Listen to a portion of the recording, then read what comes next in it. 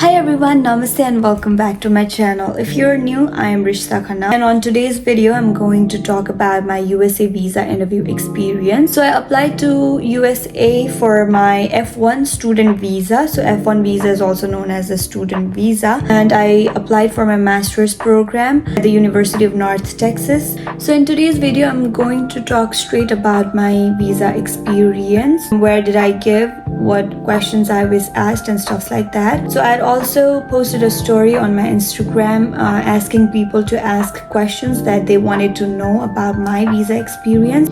So there were a few questions that I received and I'm gonna try to answer it within the video. Let's get started.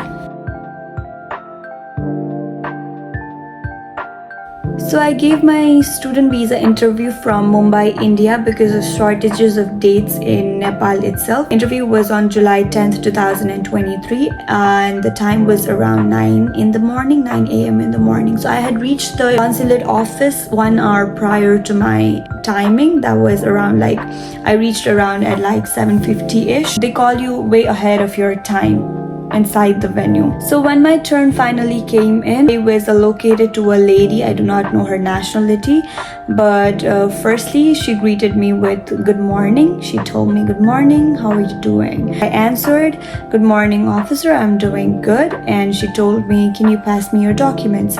So while I was passing my documents to her, she asked me, which university are you applying to? I have applied to the University of North Texas. So the second question that she asked me was, when did you graduate? So I told her that I graduated on August 2023 and I'm applying for fall 2023. So after I told her that I graduated on August 2023, she told me, are you working in the present or are you involved in any kind of programs? So I told her that yes officer, I'm working in one of the consultancies in Nepal itself. So she asked me in what position, and I told her I'm working in the position of a marketing officer. And the next question that she asked me was, she looked into my I-20 and she asked me, what program did you do here in your undergrad? So I told her I studied my undergrad degree in business administration with finance major. So the following question that she asked me was, so now you're trying to switch your subject, and why is it so? From business to an IT field that you're going to, why is it so? So the reply to that was a little bit longer because I tried to explain her why I wanted to switch my subject. So my answer was something like this. I do not remember the exact answer, but it was something similar to this. I told her, during my undergrad, I have learned about the basics of business organization, how to manage it, how to operate it, and stuff like that. So after I joined in the position of marketing officer in the real world, my skills elevated even more because I could apply whatever I had learned in the real world. But what I felt was there was a loophole in my learning, and that was the technical field, because even when doing marketing, I could not look into the marketing analytics side or the technical side. So what I felt was a technical knowledge in today's world is very important. So I started looking for subjects and I found that this subject was perfect for me because it was business information systems. It was related to business, but it gave me some technical knowledge which even aligned with my future goal which is to be an entrepreneur, because to be an entrepreneur only having operational skills or management skills is not enough. Having technical skills is also necessary. So officer, I am choosing this subject in order to elevate my knowledge on a technical side and also to fulfill my future goals. That's what I answered her. She again looked into my I-20 and she asked me, your tuition fee looks quite high. Who's going to pay for it? So I told her, yes officer, my tuition fee is going to be paid by my dad.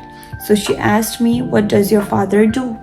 So I just told her that yes, my father has a business of his own and he's trying to fund my education through the business itself. So after that, she just took out the paper, she gave it to me and she told me, congratulations, your visa has been granted. So there was just like 4 to 5 questions, and the visa interview was no longer than a minute, because whatever I'm trying to explain it to you guys, it was way faster, because they do not have time to listen to all the full answers. So they just like try to make it short and sweet, and my visa interview was really short and sweet, and I enjoyed it because I was not asked like hell a lot of questions. So my main tip for anyone who is going to give their interview in the days to come is to be very confident, because if you're confident and if your answers are short and sweet, they're not going to ask a lot of questions. So the shorter you answer, the shorter is their following questions as well. The longer you answer, the following questions are longer, because what I noticed during my interview as well is the people who were kind of nervous, who were answering long questions, like long answers, irrelevant, vague answers, were asked more questions. So one of the tips is to be very confident and to answer in the shortest way possible. And now I'll be answering a few questions that was asked to me in my Instagram story. So one of the questions that I received was, what questions were you asked? How did you get the dates? So I've already answered the first question, that is what questions I was asked and how did I answer it. So regarding the dates, I had a lot of trouble. I applied to USA on myself. I applied on myself without the help of any consultancy, and I did not know that getting dates would be this much of a hassle until the hassle really happened to me. One of the mistakes that I did was applying very late at the last hour. So because of which I did not get dates in Nepal at all. I made the CGI portal, the portal that you make for your visa interview. I made it in Nepal. I even paid the money, but I could not get the dates. I waited for around 1.5 months. I did not get any dates, so I had to transfer my whole CGI portal account to India's portal. And luckily at that time the dates were open in Mumbai, so I took my dates from Mumbai. And in India, what happens is you do not get the biometrics and the interview on the same day. They are on different days, and getting like simultaneously on continuous days is difficult. My biometrics was on 7th July 2023 and my visa interview was on 10th July 2023. So even after I got my visa granted, I had to wait for 3 more days to get my passport. So if you're planning to go to India to give your interview because you're not getting any dates in Nepal, be prepared for around 10 days of stay in India, because that's how much it's going to take with the biometrics, with the interview, and after the visa is granted, your passport. So another question that I got is, how long did it take for you to get your visa after you applied?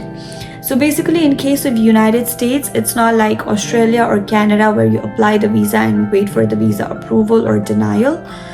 It's basically a 1-day thing. You go to the consulate, you give your interview, and then you know the decision whether your visa is approved or not.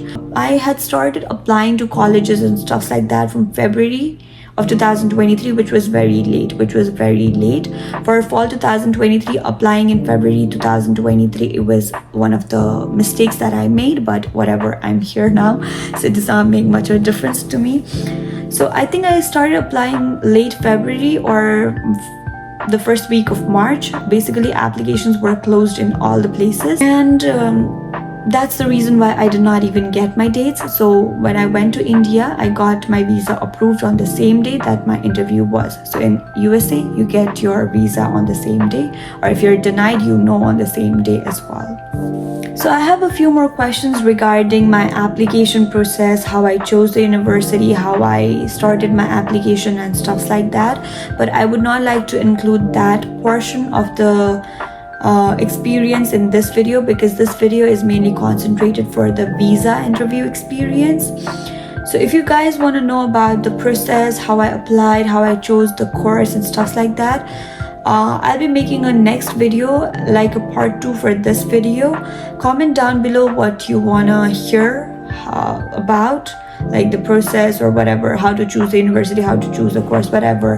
You can just comment down below your questions and I'll try to include it in my next video. So My visa interview experience was quite a simple and easy one, but I've heard that people get tons of questions that are related to the number of universities you've applied to, the number of courses you've applied to, and stuff like that.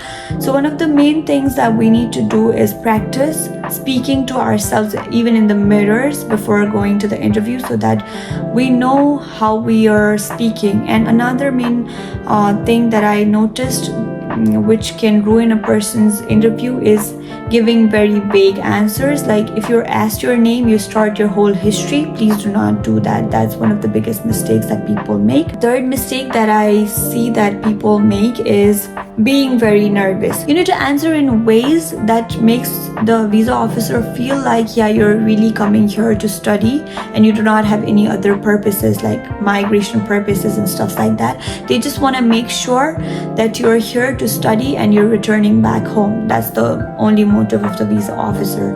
Lastly, what I would like to mention is your DS-160 form that you fill before your interview is the most important.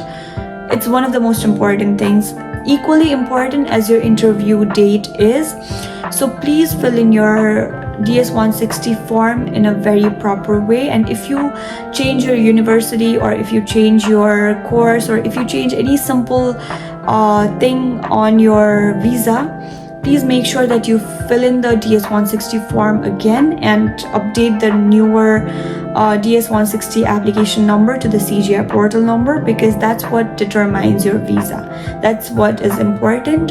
And yeah, DS-160 form is really important. Being confident is really important. And other than that, just know a little bit more about your courses and your university, and just answer whatever they ask. Okay, that's the only tip that I have for right now. So thank you so much for watching this video. And if you want to know more about my application process and stuff like that, please comment down below your questions so that I can include it in the next video. Thank you so much. Love you all. Bye bye.